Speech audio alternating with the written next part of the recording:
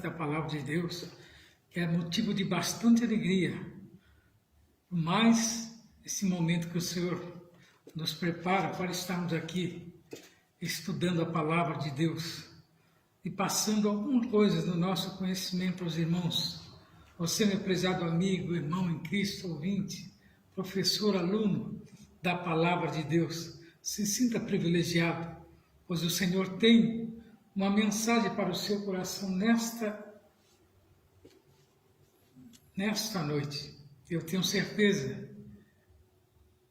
que a palavra de Deus ela é viva e ela entrará no seu coração e fará morada, que você verdadeiramente é um servo de Deus. Vamos estar louvando a Deus com o hino de número 175 da nossa harpa, que tem por título Em Jesus tens a palmas da vitória. Tentado não cedas, ceder é pecar, melhor e mais nobre será triunfar. Coragem, ó crente, domina o teu mal, Deus pode livrar-te de queda fatal. Em Jesus tens a palma da vitória, minha alma, e também doce calma, pelo sangue da cruz, evita o pecado, procura agradar a Deus a quem deves no corpo exaltar. Não manche teus lábios com impura voz, defende a tua alma do vício atroz. Em Jesus tens a palma da vitória, minha alma, e também doce calma, pelo sangue da cruz. Sê manso e benigno, qual morto até na rocha eterna. Firma tua fé, verás é teu dito, de Deus é teu ser, te espera a coroa, tu podes vencer. Em Jesus tens a palma da vitória, minha alma, e também doce calma, pelo sangue da cruz. Graças a Deus, que nos dá vitória por nosso Senhor e Salvador Jesus Cristo. Você, irmão em Cristo, ouvinte da palavra de Deus, a vitória está em confiar em Jesus. A lição que nós vamos estudar nos traz o seguinte: fala sobre o corpo de Cristo, a origem, natureza e vocação da igreja. Estamos estudando. Estamos no Estado da Deus, ainda com o de número 400 da nossa área. Em Jesus, vivendo cada dia, em Jesus eu tenho alegria, em Jesus, ó doce harmonia, em Jesus desfruto a paz de Deus, em Jesus, na rocha inabalável, em Jesus, no homem incomparável, em Jesus, no Deus tão adorável, em Jesus, o mal não temerei, em Jesus, a graça é infinita, em Jesus, ó bênção inaudita, em Jesus, minha alma é bendita, em Jesus, eu tenho salvação, em Jesus, não temo o mal e a morte, Em Jesus estou firmado e forte, em Jesus meu barco rumo ao norte, em Jesus eu sempre hei de vencer. Graças a Deus que o Senhor Jesus tem nos dado vitória, né? E nesta noite vamos estar estudando a lição de número 2, que tem por título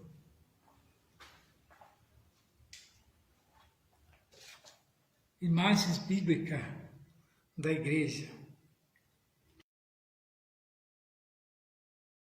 Nos diz assim: mas vós sois a geração eleita, o sacerdócio real, a nação santa, povo adquirido, para que anuncieis as virtudes daquele que vos chamou das trevas para sua maravilhosa luz. E a verdade prática nos diz o seguinte: por meio de cada imagem que retrata a igreja, o Espírito Santo revela-nos quão glorioso ela é. Estamos todos na dependência do Espírito Santo de Deus. Aquele que não tiver o Espírito Santo de Deus não vive, mas simplesmente anda vegetando. Mas nós, os cristãos, temos, né, o Espírito Santo de Deus na nossa vida. Então nós vemos que em 2 Coríntios 11:2, o apóstolo Paulo escreve sobre a igreja retratada como virgem pura. Pedro também escreve lá em 1 Pedro 5:2 que a igreja como rebanho de Deus, né? E Pedro continua falando da igreja como sacerdócio real. Paulo escreve lá em 1 Coríntios 3:16, e ele fala que a igreja como o santuário de Deus. Ele continua nos falando em 1 Timóteo 3:15, a igreja como a casa de Deus. 10. Nos diz assim: vós, maridos, amai vossa mulher, como também Cristo amou a igreja, e a si mesmo se entregou por ela, para santificar, purificando-a como a lavagem da água pela palavra, para apresentar a si mesmo a igreja gloriosa, sem mácula, sem ruga, nem coisa semelhante, mas santa e irrepreensível. Assim, devem os maridos amar sua própria mulher, como a seu próprio corpo. Quem ama sua mulher, ama-se a si mesmo. Porque nunca ninguém aborreceu a sua própria carne, antes a alimenta e sustenta, como também o Senhor a igreja, porque somos membros do seu corpo. Por isso deixará o homem a seu pai, e a sua mãe se unirá à sua mulher, e serão dois numa carne. Grande é este mistério, digo, porém, a respeito de Cristo e da igreja. 1 Pedro 2, mas vós sois geração eleita, sacerdócio reais e nação santa, o povo adquirido, para que anuncieis as virtudes daquele que vos chamou das trevas para a sua maravilhosa luz. Vós, que em outro tempo não eres povo, mas agora sois povo de Deus, que não tinhas alcançado a misericórdia, mas agora alcançaste misericórdia. A lição que nós estamos falando nesta noite, ela vem bem a caráter de anunciar aos irmãos, né, a igreja de Jesus Cristo, como ela é retratada por uma série de imagens. Então nós vemos que pelas páginas do Novo Testamento, nas páginas do Novo Testamento, cada uma delas revela um determinado aspecto da igreja de Jesus Cristo.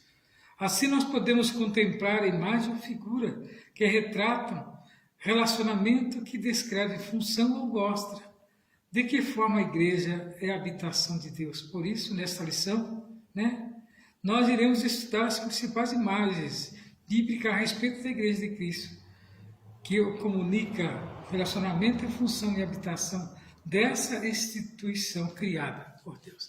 Então a igreja, como estudamos na primeira lição, ela é a criação de Deus. Ela já estava lá na presciência de Deus. Deus assim já tinha a igreja como serva. Caberia agora ele materializar, mas somente o homem poderia fazer isso, que os anjos, né, almejavam isso, mas aí eles não foram otorgados. Mas a nós, seres humanos, por ter nascido de mulher e ter sido criado neste mundo, temos agora esse privilégio de novamente nos reintegrar ao corpo de Cristo, pois os nossos pais, lá no Jardim do Éden, perderam o relacionamento com Deus, quando Eva, né, se deixou levar pelo capricho do inimigo das nossas almas, mas Deus, na sua infinita bondade, nos resgatou, enviando o seu Filho para que nascesse de mulher, vivesse nesse mundo e morresse em uma cruz. E através dessa morte vicária de Cristo, nós fomos resgatados e comprados com o seu sangue carmesim. E hoje nós podemos falar das suas grandezas. Então, a imagem que descreve um relacionamento. Então, a igreja, ela tem esse poderio, né? E a Bíblia nos relata várias imagens da igreja.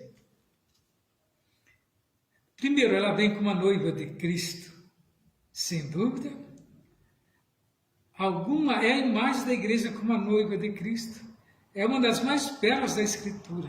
Na verdade, a Bíblia usa tanto a figura da noiva como do esposo ou da esposa para representar a igreja. Primeiramente, a igreja é descrita como uma virgem pura. Para tirar essa dúvida, só ir lá em 2 Coríntios 11:2, nós vemos. Convém destacar que a palavra grega partenos, traduzida em 2 Coríntios 11:2 como virgem pura, ela é usada em relação a uma donzela que ainda não contraiu núpcias. É uma figura da igreja como noiva, trazendo uma ideia de castidade, pureza e fidelidade.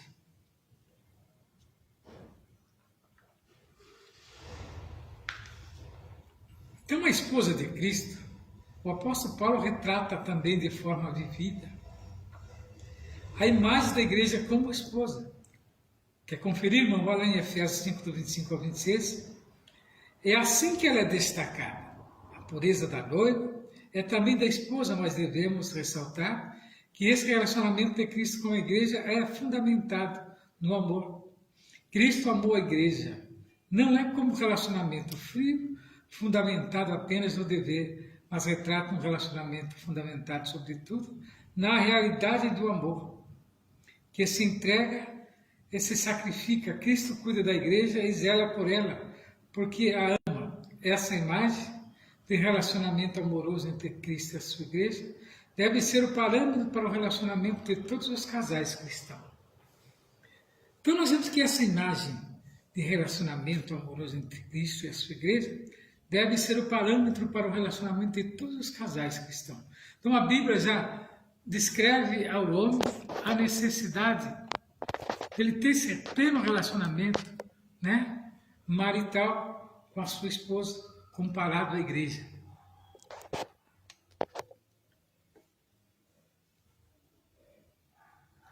Ainda tem a igreja como rebanho de Deus. São todas figuras, né? Quando reuniu os presbitérios nas cidades de Éfeso, o apóstolo Paulo exortou, dizendo aqui a igreja é retratada como rebanho de Deus. É uma metáfora que ilustra a relação existente entre a ovelha e o pastor. Paulo deixa claro que esse rebanho custou um alto preço, que foi o sangue de Jesus Cristo. Tendo em mente essa imagem, o apóstolo Pedro também põe isso em evidência. Lá em 1 Pedro 5, do 2 ao 3, as palavras de Pedro devem servir de parâmetro para todo pastor que cuida do rebanho de Deus. Na verdade, ele mostra que o pastor não pode fazer no seu trato com a igreja, pois ele deve ser um modelo para o rebanho de Deus. Pedro exorta, né, aqueles que estão à frente da igreja, ter um zelo principal com a igreja, de uma maneira que não ter importante, como os missionários não têm importante a sua vida, na missão levando a palavra, a mesma coisa é o pastor. Em caso de ser chamado para defender a igreja, ele tem que defender ela com a sua vida, com a sua própria honra. Então nós vemos que a imagem como noiva de Cristo, a esposa de Cristo, o rebanho de Deus, descreve o relacionamento da igreja com Cristo, quer dizer, plenamente, né? Uma união plena, né? Onde nada separa. Então nós vemos que o relacionamento santificador da igreja, como a Bíblia nos diz assim, que o povo de Deus ele é chamado, eleito no Novo Testamento, porque Deus tem escolhido a igreja para fazer sua obra nesta área, por meio do Espírito Santo, que está ativando, operante e santificar os crentes conformados à imagem de Cristo, como fala lá Romanos 8, do 28 ao 29. Mais de 100 vezes o povo de Deus é chamado de santos, de Deus no Novo Testamento, santos de Deus no Novo Testamento. Não se entenda as pessoas assim designadas como de condição espiritual superior, nem seus comportamentos perfeitos santos. As muitas referências à igreja em Corinto, como santo de Deus, devem servir de indício suficiente desse fato. Pelo contrário, ressalta novamente que a igreja é a criação de Deus e que, pela iniciativa divina, os crentes são chamados para serem santos. Então, o chamado para os cristãos sobre esse. Mas o santo aqui não é que você nunca vai errar, mas você tem que procurar mais acertar do que errar.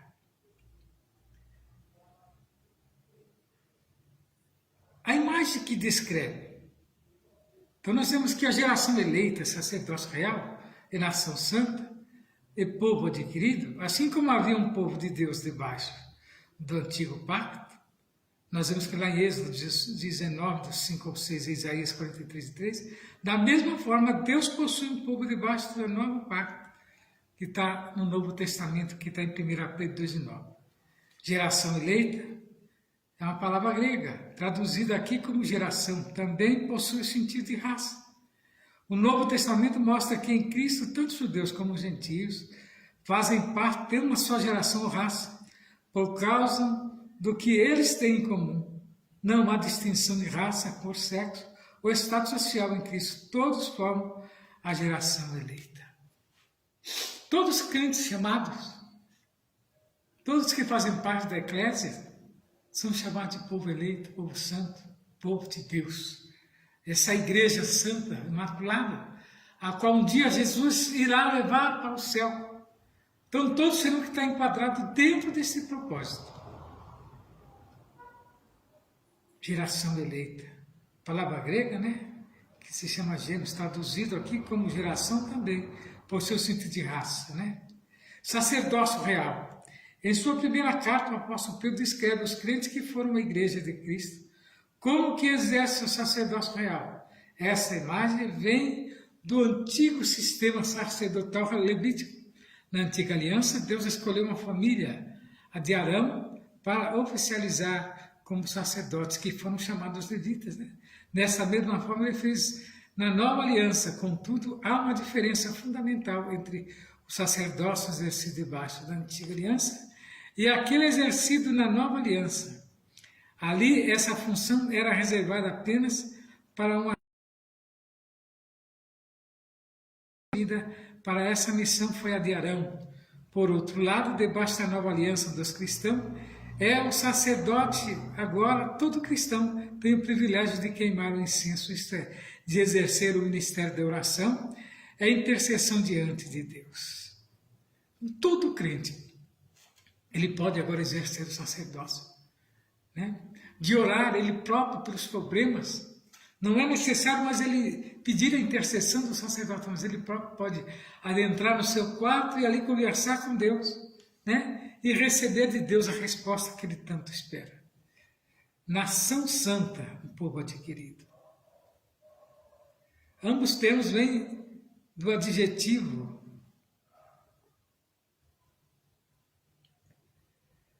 mostrando o que essa nação, esse povo eram, representavam, deveriam ser. Não era uma nação, um povo, mas era uma nação santa e um povo adquirido para Deus. Essa é uma figura muito forte para retratar uma igreja inteiramente consagrada a Cristo. A igreja como corpo de Cristo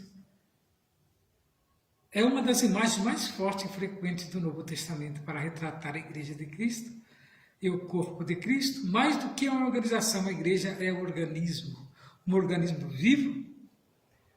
A analogia da igreja como um corpo é muito significativo, primeiramente, porque retrata a harmonia e a unidade que há no corpo humano, tudo está em seu devido lugar. Todos os membros cooperam para o bom funcionamento do corpo. Assim a igreja do Senhor Jesus também. Logo, nenhum membro faz menos parte do corpo do que os demais. Todos são necessários, a variedade de órgãos, membros e função constitui a essência da vida física. Nenhum órgão pode estabelecer um monopólio no corpo, assumindo as funções do outro. Então, veja bem, todos são importantes no corpo. Já observaram? A mão não pode querer ser o pé, nem o pé querer ser a mão, né? O nariz não pode querer ser a boca, mas todos no seu devido lugar. E assim os membros da igreja do Senhor Jesus, todos no seu lugar, né? Obedecendo a ordenança do cabeça que é Cristo. Um corpo constituído por um só órgão seria uma monstruosidade. É verdade, como temos visto, né? Desenhos, às vezes, que eles formam, né? Determinadas figuras de um órgão só, manuseando a tudo. Sincronizada, cujo corpo, cabeça é Cristo. Então, o caráter cooperador do corpo de Cristo. Nós vemos que os escritos de Paulo enfatizam a verdadeira união que é essencial na igreja. Por exemplo, o corpo é que tem muitos membros, e assim Cristo também. Da mesma forma que o corpo de Cristo tem o propósito de funcionar eficazmente, como a sua unidade, também os dons do Espírito Santo são dados para equipar o corpo pelo Espírito Santo. Então, são acessórios que vai fazer o cristão ajudar, né, na casa do Senhor. O mesmo Senhor, o mesmo Deus, para que for útil. Por esta razão, os membros do corpo de Cristo devem agir com grande cautela para que não haja divisão no corpo, mas antes tenha os membros iguais cuidados uns dos outros. O cristão pode ter essa união em muita solicitude, porque foram todos batizados em um Espírito, formando um corpo. A presença do Espírito Santo habitando em cada membro do corpo de Cristo permite a manifestação legítima desta união. Então, o Espírito Santo é quem unifica, quem une, né? Todos os cristãos no mesmo propósito. Imagens que descrevem de Deus.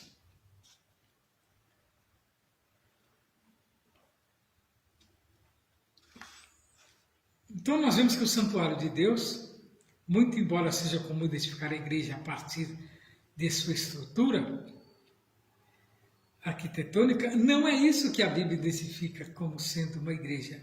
Ela é o templo do Espírito Santo. Paulo fala lá em 1 Coríntios 3,16 que a igreja é retratada como sendo um santuário, a habitação de Deus individualmente. Cada crente é um templo do Espírito Santo, mas na sua forma corporativa a igreja é retratada como sendo o santuário de Deus, morada do Altíssimo, né? Lá em 1 Coríntios 3, 16 a 17, o apóstolo nos fala. Também significa que Deus habita na igreja, e ela é seu templo. Nesse aspecto, o apóstolo Paulo alerta sobre o perigo que há em se profanar o santuário de Deus, a casa de Deus. Então, veja bem, o cristão, para exercer a função na casa de Deus, ele tem que estar comprometido. Porque é templo de Deus ele. Quando ele se entrega seu caminho ao Senhor, ele passa como sendo a casa de Deus, né?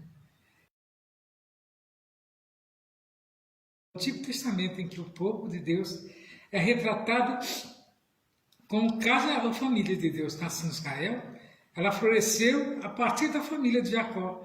Isso nos faz ver a importância da igreja como instituição social. Na base da sociedade, esta família, uma igreja forte, é formada por famílias igualmente fortes. Então veja que o cristão ele tem que ter essa opinião, né, de formação da igreja, que ele é parte da igreja. O inverso também é verdade que famílias fracas tornam-se igrejas fracas.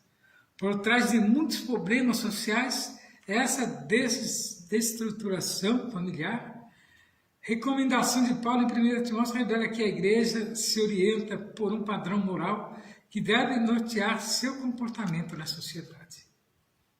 O privilégio de ser a igreja à luz que estudamos nessa lição, podemos fazer algumas considerações. Primeiro, a Igreja de Cristo é uma instituição formada por salvos, que se relaciona com Deus, e por isso eles fazem parte do seu rebanho. Segundo, a Igreja de Cristo é uma instituição formada de alvos, que exerce perante o mundo, e finalmente a Igreja de Cristo é uma instituição em que Deus habita e vive um privilégio fazer parte da Igreja de Cristo. Então o cristão tem que sentir esse privilégio de fazer parte da Igreja de Cristo. Tem uma imagem como o santuário de Deus, a casa de Deus descreve a igreja como a habitação de Deus. Então nós somos a igreja, então nós somos a habitação de Deus, não quer dizer que somos Deus. A habitação de Deus é quando nós guardamos os preceitos dele e temos Deus como o único suficiente nas nossas vidas. Então nós vemos que nesta lição nós vamos aprender através de imagens bíblicas o que a igreja é, a importância que ela tem, e são figuras que nos ajudam a compreender a igreja, tanto em seu aspecto institucional como funcional. Assim, estas imagens ajudam o crente a descobrir qual o seu lugar na igreja. O corpo de Cristo, dessa forma, ele pode melhorar, cooperar, para o perfeito funcionamento da igreja local.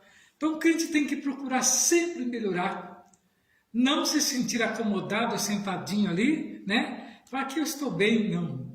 O crente tem que se sentir incomodado na casa de Deus quando ele sente que não tem feito alguma coisa, mas aquilo ainda não é suficiente. Isso quer dizer que ele está zelando, pela obra de Deus. E há perguntas ao qual nós fazemos todos os dias. De acordo com a lição, como a igreja é descrita primeiramente? Então nós vemos que a igreja é descrita primeiramente, como a igreja como a virgem pura, E qual a metáfora que é retratada a igreja do rebanho de Deus ilustra? É uma metáfora que ilustra a relação existente entre a ovelha e o pastor. E o que o Novo Testamento mostra a respeito da geração eleita?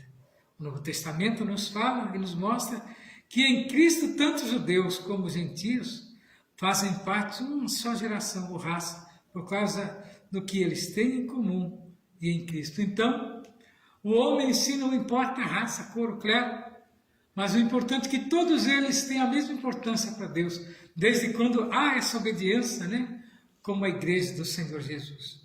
E qual é a expressão corpo de Cristo? Retrata a igreja. Então a igreja ela é vista como o corpo de Cristo. E nesta noite, meu prezado irmão, eu trago ao seu conhecimento, crendo que essas palavras falarão ao seu coração, porque Deus tem a resposta para a sua alma. E como a igreja é retratada em sua forma corporativa? Na sua forma corporativa, a igreja é retratada como sendo o santuário de Deus. Está lá em 1 Coríntios 3, de 16 a 17. Então nós vemos que a igreja ela é um conjunto de pessoas com alguma finalidade. Qual é essa finalidade de morar no céu? Essa igreja. A finalidade da igreja é o nosso momento fiel é esse, meu prezado irmão em Cristo, e que essas palavras possam ir de encontro ao seu coração, e que essa mensagem fale ao seu coração e desperte em você a necessidade de guardar os preceitos de Deus, seguir os caminhos. Nós vamos estar agora dando endereços da nossa igreja e os dias de culto nosso aqui. Nós temos culto todas as segundas, todas as quartas, sexta ensinamento, terceiro sábado do mês culto dos jovens, primeiro sábado do mês uma grande vigília das 23 horas em diante, e o quarto domingo é a nossa Santa Ceia do Senhor Jesus. Então, você é o nosso convidado especial e o nosso endereço é Rua José Alexandre Machado, 158, bem próximo ao começo da Rua Aricanca, esta rua. E você é o nosso convidado especial para, quando sentir, vir participar conosco. você será bem-vindo no nome de Jesus. E que o Senhor Jesus possa fazer morada no seu coração.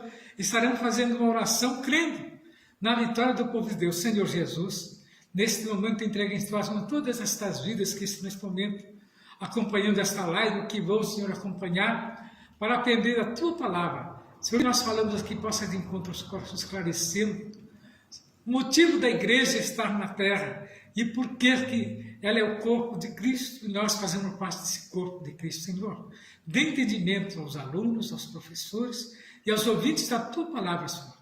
Aqueles que estão aprendendo a tua palavra, dê sabedoria e entendimento. Jesus, é no teu nome santo que eu suplico todas estas bênçãos na paz do Senhor.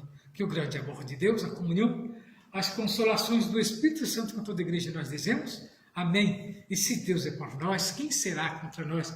E você, meu prezado amigo, foi privilegiado nesta noite quando o Senhor falou ao seu coração. Fique na paz do Senhor Jesus. Amém.